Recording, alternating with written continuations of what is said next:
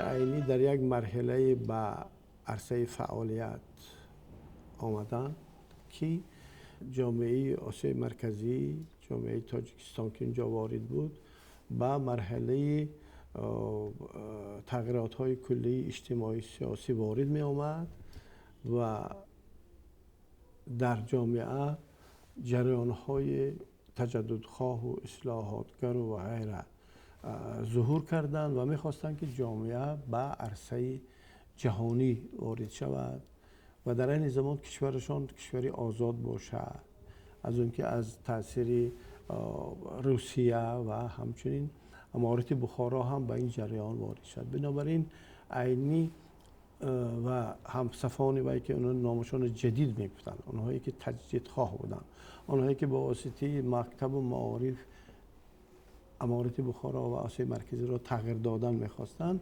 اینها یک اندازه در آغاز فعالیتشون چندین ساحه بود.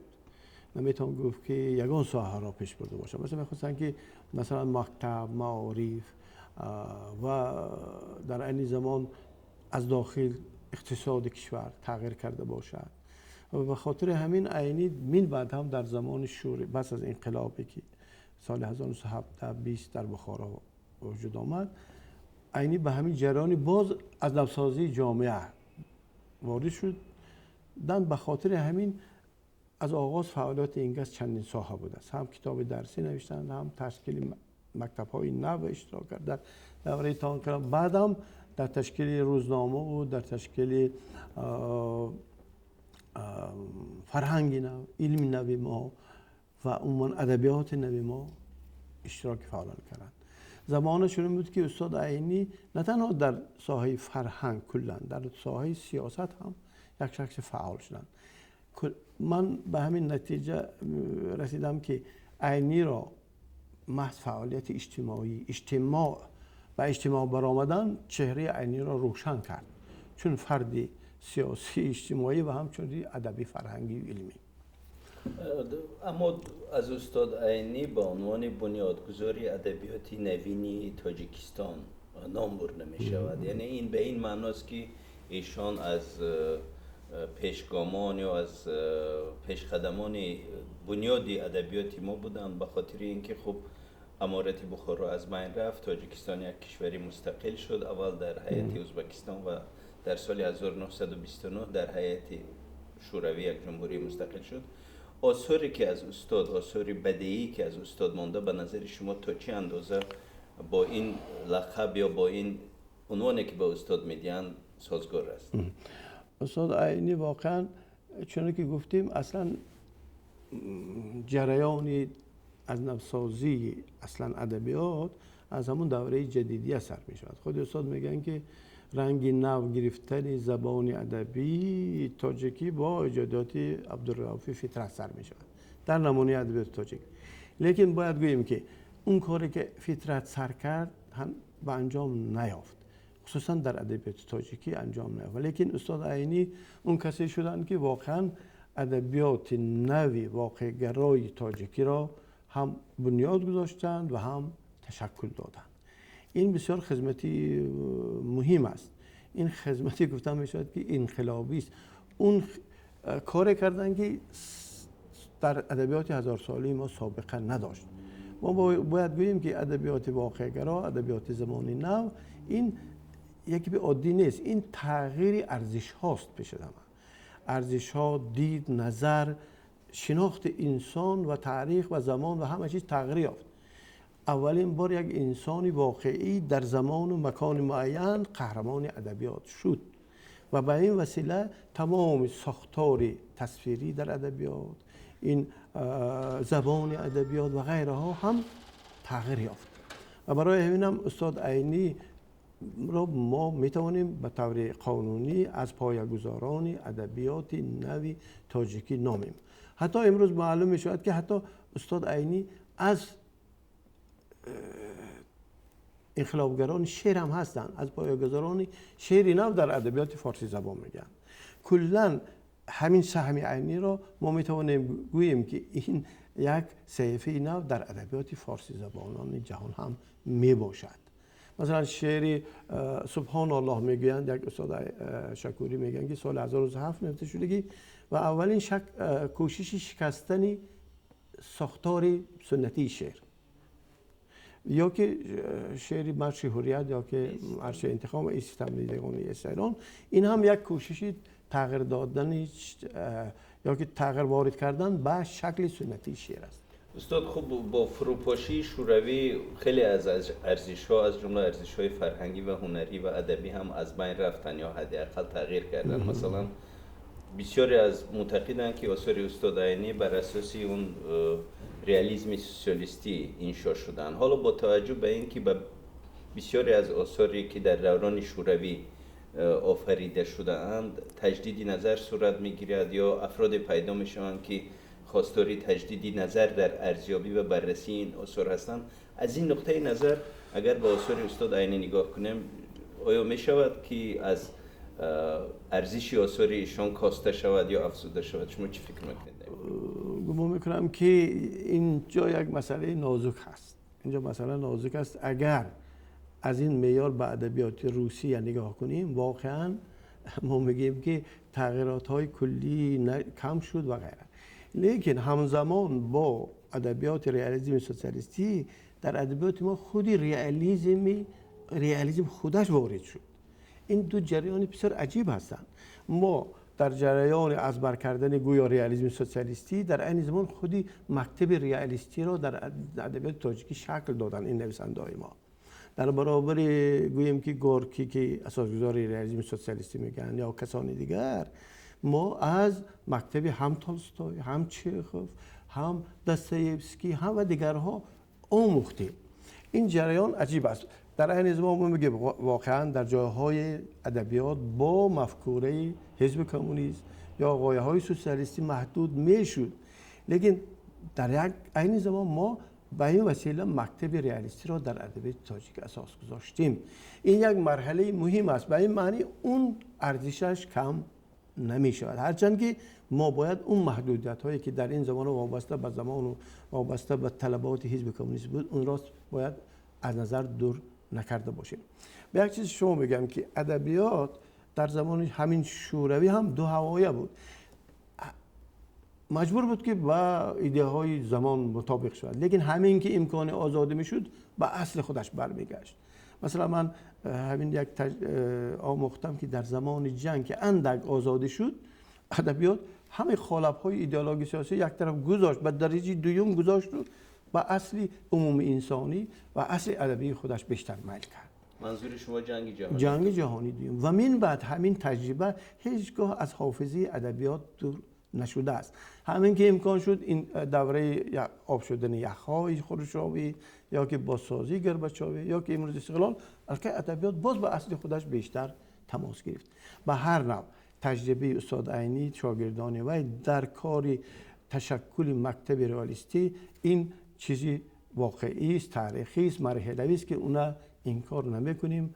به هر ارزش تغییریابی دور زمان‌ها و ارزش‌ها. صدرالدین عینی از اولین قهرمان‌های تاجیکستان هستند. به نظر شما بزرگترین خدماتی که استاد برای فرهنگ و تاریخ و ادب ملتی تاجیک کردن، اگر شماریم چه چیزا را میشه در این ردیف نام برد؟ همون چیزی که گفتیم، یکمش همین که استاد عینی اساسگذاری ادبیات نو و ادبیات ریالیستی تاجیک هستند، واقع گرای تاجیک هستند.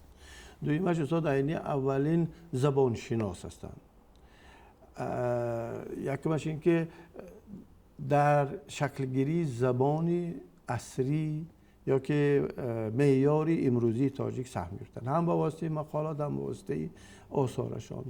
سومش این که عینی اولین منقد و ادبیات شناس هم می باشند، به معنی که هم نمونه ادبیات تاجیک نوشتن که تاریخ 1000 ساله ادبیات فارسی را در ماوراءالنهر فرا گرفته است با نام ادبیات تاجیک، یا که درباره نمایندگان این ادبیات استاد رودکی، فردوسی، سعدی شیرازی، زین الدین واصفی، ابو علی ابن سینا و غیره اولین رساله ها را نوشتن. اولین کسی هستند که جای و مکان تولد بود باش استاد رودکی را دقیق معین کردن و یکی از اولین تحقیقات های درباره استاد رودکی نوشتن. به این معنی در تمام ساحات هم علم، ادب، فرهنگ، زبان استاد عینی سهم مؤثر دارند. برای همین سهم جایگاه استاد عینی در هم روند ادبیات معاصر تاجیک و هم فرهنگ و هم عموما افکار اجتماعی تاجیک خیلی بزرگ میشه. برای همین قانونی است که اولین نخست قهرمان تاجیکستان به استاد عینی مناسب دیده شد. یک چیز دیگه اضافه کنم که مثلا یکی از فرزندان فرزانه تاجیک اکادمی باباجان غفورов عینی را پدری ملت تاجیک توصیف کردند. بسیار امروز بر این عقیده‌اند که یکی از شکست‌ها، یکی از ضربه‌های بسیار بزرگی که به پیکری فرهنگ و ادب و زبان ما در زمان شوروی وارد شد این تبدیل الفبا بود که اول در سال 1929 از فارسی یا از عربی اساس به لاتینی و بعدا در سال 40 به سیریلیک تبدیل شد و برخی ها عینی رو در این کار مقصر میدونن. تبدیل الفبا این کاری یک شخص، یک فرد نبود. آخر تبدیل الفبا تاریخ 100 ساله ها دارد. از همون ملکم خان و از همون آخوندزاده و از کجا ابتدا میگیرد. برای همین این را بستن به دوره شوروی یا که به شخص عینی کاری عاقلانه بفکرم باید نباشد. لیکن در زمان شوروی، حتی در زمان شوروی ایده فکر پیدا شد که حتی الفبای روسی هم لاتینی شود. به چه خاطر؟ گویا به خاطر آنکه این انقلاب نو باید انقلاب جهانی شود و این انقلاب جهانی را گویا با واسطه الفبا و این خط کرده نمی‌شدند. لیکن از چه سبب باشد که واقعا این کار در روسیه عملی نشد. فقط یک چیز عجیبش همین که آمده این تبدیل الفبا به آنهای به سر آنهای افتاد که الفباشون الفبای عربی اساس یا که فارسی بود. و از این نظر ما یک اندازه گفته بودیم که این کار یک اندازه باشعورانه گویا انجام داده باید شده باشد. به هر نوع آغاز تبدیل الفبا را قوم‌های ترکی آغاز کردند. در باکو حتی سروری آنها سردار همین کار شد و حتی تبدیل الفبا را در شرق برابر با یک انقلاب دانستند. این چیزا بود. اما عجیبش همین که این کار از همون باکو و قوم‌های ترک سر شد، ولی آمده که ما اون وقتها در ترکیب ازبکستان جمهوری خودمختار بودیم. برای همین هم ما به این جریان وارد شدیم. اما عجیبش همین که همه این جریان از همه آخرتر سال 27 ما وارد شدن تاجیک‌ها. حالا که این جریان سال 24 26 در کشورهای ترکی آغاز شده آمده بود. عجیبش همین که ببینید این سیاستی دولت شوروی بود. این کاری دست عینی نبود. این دوم تاکیدی که می‌کنیم که عینی به این کار اصلاً دست ندارد و اون قدرتی نداشت که این کار را اجرا کند. برای همین وقتی که اجباری بود، وقتی که مجبور شدن، فقط عینی و همصفانش گفتن که چی باید کرد؟ کاری باید کرد که الفبای سازیم که هم به ساختار آوایی زبانی تاجیکی مطابق باشد و هم آسان باشد و هم کاری اونهایی که می‌آموزن این چیز را الفبا را آسان و ساده کنند. برای همین این عقیده که عینی در این کار سهم دارد، این گپ نادرست، غلط، بر دروغ است و در همون تشکیلات‌های اکتشافی شوروی بگن که مناسبت این روشنفکران کهنه به الفبا همیشه منفی بوده است. از آن که عینی به الفبای فارسی اعتماد و اعتقاد و داشت، همین فکت، همین دلیل هست که تا آخر عمرش همین آثارش، حتی نامه‌هاش به الفبای فارسی نوشته است. دیگر بحث باید در این باره نباشد اصلا. درباره آثارشون کتاب‌های زیادی نشر شده از طرف محققان ما، از طرف محققان روس و از طرف محققان ایرانی و کشورهای دیگر.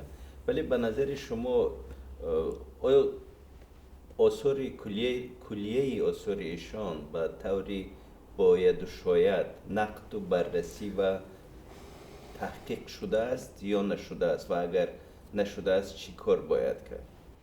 واقعا استاد عینی از زمانی که به عرصه ادبیات برآمدن، عرصه علم و ادبیات برآمدن، درباره ایجاداتشون، درباره آثارشون، آثار انتقادی، آثار علمی، ادب شناسی وجود آمده است. یکی از همون اولین اثرهایی که کس نمونه ادبیات تاجیک در اطراف این بحث شد و غیره ها، یا که در ابتدای سالهای 30 علاقه رساله با نام صددین عینی مثلا نرزالله بکتاش نوشته، یک رساله مکمل درباره فعالیت ایجادی. از اینجا قریب 90 سال می شود که در اطراف ایجادیات استاد عینی مقاله و تدقیق و پژوهش ها انجام داده می شود و یک دلیل آنکه آثار عینی چقدر نقد و بررسی است درباره همین هم آثارشان هم بررسی های ایجاداتشان دو فهرستی آثار عینی ترتیب داده شده است که در آنجا همین آثار همین تدقیقات ها فرا گرفته شده است. این تا سال 1977 تا 100 سالگی عینی که از طرف یونسکو جشن گرفته شد. اون آثار، اون تدقیق، اون بررسی هایی که بعد از این، یعنی که گوییم 78 باشد، 87، اینش هم قریب که 30-40 سال می شود که اینها هنوز فرا گرفته نشده است. برای همین درباره عینی از طرفی هم محققان روس، شرق‌شناس های خارجه و فارسی زبان های ایرانیان و خصوصا تاجیکان کاری بسیاری انجام داده شده است. مثلا یکی از همین گونه یک تحقیقات های اولین از آن آصف ساموئل براگینسکی است که حیات و ایجادات صددین عینی نام دارد و سال 47-48 نوشته شده است. یا که دیگر از اثرهای بسیار گوییم مونوگرافی های کانسپچوالی که درباره یک اثری یادداشت‌های استاد عینی نوشته، تحقیقات استاد محمد جان شکوری، شهادت‌های غایبی بدیعی یادداشت‌های عینی میباشد. از این گونه اثرها بسیار است. مثلا عطاخان سیف الله مکتب عینی دارند، یا که استاد شکوری روشنگری بزرگ آخرین از اثرهاشان هست و از این گونه اثرها بسیار شده است. مثلا ما در تاجیکستان سالانه عینی داریم، از سالهای 55 این جانب، سالهای 50 این جانب سالانه عینی گذارانده شد و موادش با نام جشننامه عینی چاپ می شود که امروز قریب 13-14 از این مجموعه تحقیقات ها و گفتارها و بررسی ها درباره عینی، ایجادات عینی چاپ شده است.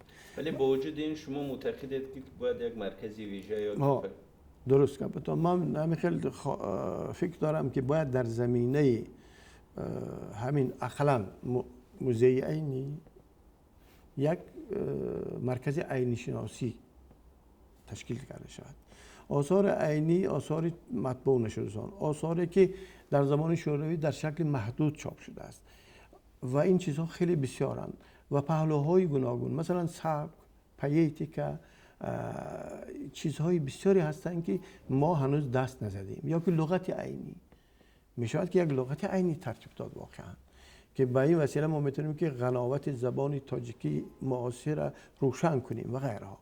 این گونه چیزهای بسیاری هستند. رابطه های عینی با ادبیات آسیای مرکزی، مناسبت عینی با ادبیات فارسی زبان در خارج و غیره، مسئله های بسیار، پرابلم های بسیاری هستند که باید موردی تدقیق قرار گیرند. حتی کلیات عینی در زمینه اون دستخط های بی‌واسطه اون کس باید از نو چاپ کرده شود. اینا همه پرابلم هایی می باشند که می شود در همین پژوهشگاه عینی شناسی انجام داد.